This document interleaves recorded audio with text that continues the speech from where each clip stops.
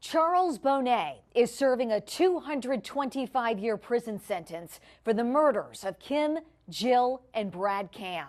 But nearly 18 years after their deaths, he still claims he isn't the killer. I sat down with Charles Boney in prison, where he reveals his story of what happened that night, his message for David Cam, and the reason he says he's now a changed man.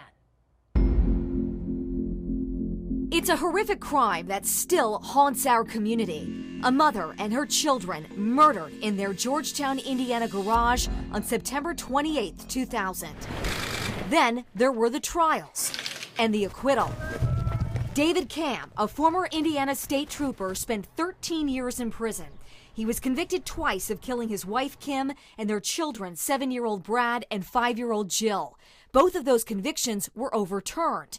Then jurors found him not guilty in a third trial in 2013, and Cam was a free man. I have no comment. Charles Boney, identified by prosecutors as a co-conspirator, was convicted in a separate trial and is serving a life sentence for the murders. There's a lot of people that have wanted the worst for me in this case. I'm a little emotional right now, but I can talk about those things. Boney started writing WDRB earlier this year. He sent us letters telling us about 2 organizations he started in prison. We reached out for an interview and he agreed, writing, quote, "There is no question I won't answer." So we sat down with Boney inside the state prison in Pendleton, Indiana. Thanks for being agreeable to the interview. Yes, ma'am. He presented himself as a changed man, now a devout Christian. This interview that I'm doing isn't about me at all. I don't want anyone to think, oh, he's painting a picture of himself that's better than what we think of him, or he's trying to gain favor with the public opinion or whatever. It's about my Lord and Savior, Jesus Christ. Boney says while behind bars, he founded the group Badged Lives Matter. Badged Lives Matter is an initiative to teach, and that's the key word, to teach young, impressionable men how to properly respect authority. And another organization he calls FEW, Fellas Empowering Women. So you know this is going to be a tough pill for some people to swallow, right? You know that some people, they are going to have a hard time believing that you have nothing but respect for women and nothing but respect for law enforcement. You are convicted of murdering not just a woman, but a mother and her 2 children. So why should people believe you? That's a good question. I regret being involved in this case. I really wish I could go back in time, but I don't regret the time that I have. I wouldn't change it because it's made me better. It's helped me grow. If I hadn't have come back to prison, I wouldn't know Christ like I know him. People have such curiosity about the murders of Jill, Brad, and Kim Cam because there are so many unanswered questions still. David Cam is free. You are here in prison.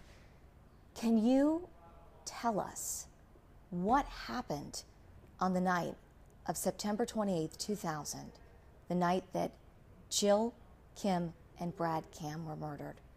We're clearly both there, and one of us is the killer. David Cam is the killer. Boney starts out by telling us why he says he initially lied to investigators.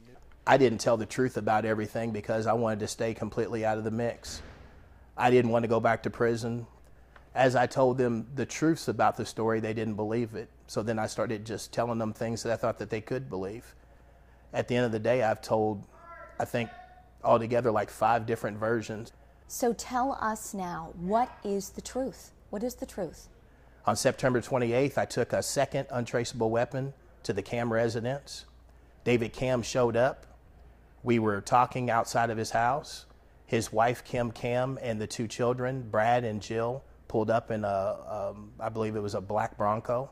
As the garage door lifted up, she drove in.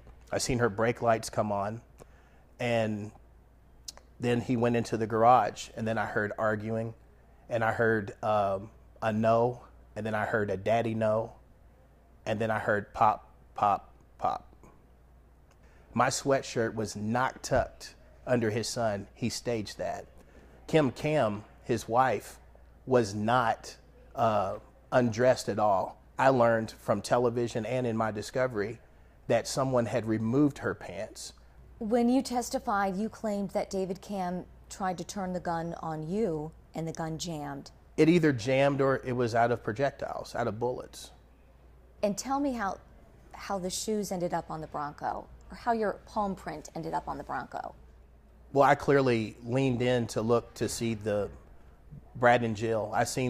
Once I went in after David Cam, after he tried to fire a shot at me, I ran in after him.